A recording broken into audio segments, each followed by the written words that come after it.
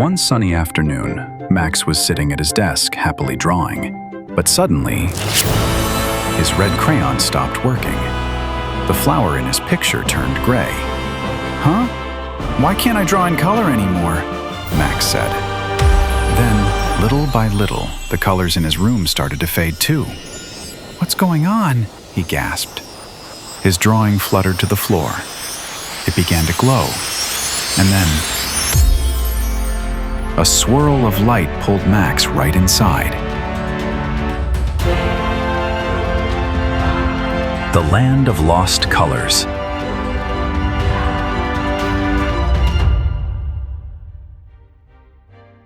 He landed in a strange world that looked like a giant coloring book, but everything was gray. A squeaky voice called out, "Welcome, Max! I'm Doodle, your red crayon." Max's eyes grew wide. "You can talk? Where am I? Why is there no color here?" Doodle frowned. "The color crystals are missing, and the shadow creature has them. Without the crystals, our world is turning gray. We need your help to bring them back." He opened the map of the land and showed Max. "Each place is missing its crystal," Doodle said. "We must find them." The map showed 5 places: the Red Volcano, the Yellow Desert, the Blue Lake, the Green Forest, and Shadow Mountain. Max and Doodle followed the map to the Red Volcano. The volcano was smoky, but the lava wasn't red. It was dull gray sludge. "There," Max pointed, "the red crystal." It was glimmering among the rocks, but a fire dragon was pacing around it. It was the crystal's guardian. Max waited until the dragon took a nap. Then he tiptoed past the sleeping dragon. "Whoa, there it is!" He carefully reached out and grabbed the red crystal. The ground shook as the crystal shot a beam of red light into the sky. The volcano glowed bright red again. "Yes, we did it!" Max cheered. "You were so brave," said Doodle. "Let's go to the next stop."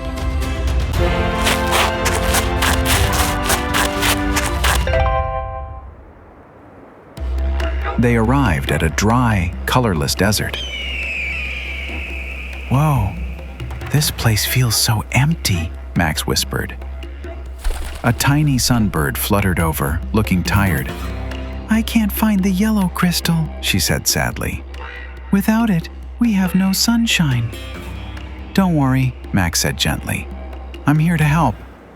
He searched the desert, but it was huge and quiet until a sparkle, hidden between some cactus bushes. Max reached in and carefully pulled out the yellow crystal. A golden light shot into the sky.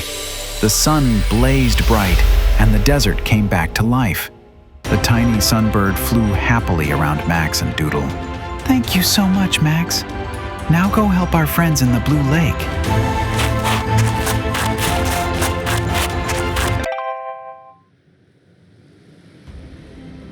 They reached the Blue Lake, but the water was gone. The lakebed was cracked and dry.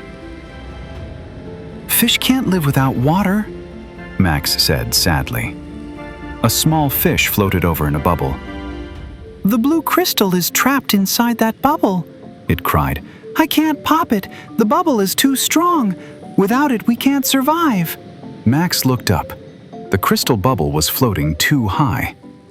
"I've got an idea. Doodle, blow me a bubble." Max floated up in his own bubble, and with a running start, he smashed into the crystal bubble. It burst, and the blue crystal glowed with watery light. The lake filled back up. Fish splashed joyfully and waved goodbye. "Good luck with your next stop, my friend," said the fish.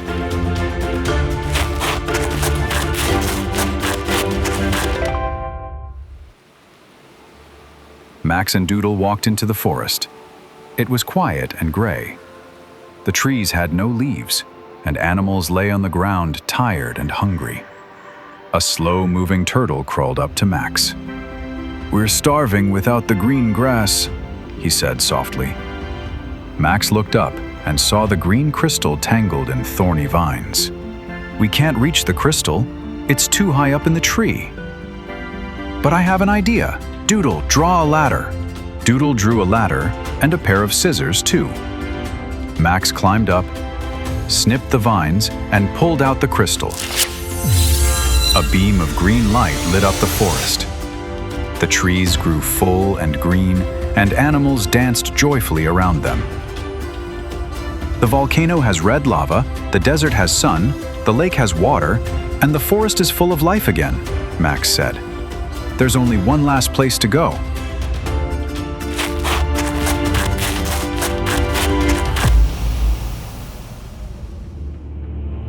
At last, they reached Shadow Mountain. "We are here, our final stop," said Doodle. At the top stood the shadow creature, holding the rainbow crystal. Max stepped forward. "Why did you take the crystal and make the world gray?" he asked. The shadow creature looked down. "I'm just a gray cloud," it said. "Everyone loves the sun and the colors, but when I show up, everything turns dark. No one wants me around." Max thought for a moment. "But clouds aren't bad. They make rain, and rain helps things grow." The shadow creature looked surprised. "Really?" Max nodded. "And after the rain, when sunlight shines through the drops, do you know what appears?" The creature tilted its head. "A rainbow?"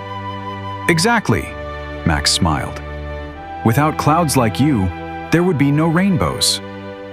The shadow creature's eyes filled with tears and said softly, "I didn't know. I didn't mean to take away the colors. I just wanted to be seen." One tear rolled down his cheek and fell onto the crystal. As the tear touched it, the crystal began to glow. Sunlight broke through the clouds, and just like magic, a rainbow stretched across the sky. The shadow had found its purpose. Max waved goodbye to Doodle, and with a magical whirl, he was back in his room. Max looked down and saw his drawing on the floor. But something was different. On top of the drawing sat a tiny glowing crystal. He picked up the drawing and smiled. In it, Max was standing proudly in the land of colors, surrounded by red volcano, sunshine, green forests, blue lakes, and a rainbow arching across the sky. Maybe the world really is just one big coloring book waiting to be filled. If you had a magic crayon, what would you draw to help the world? Want to go on another adventure? Join us in our next story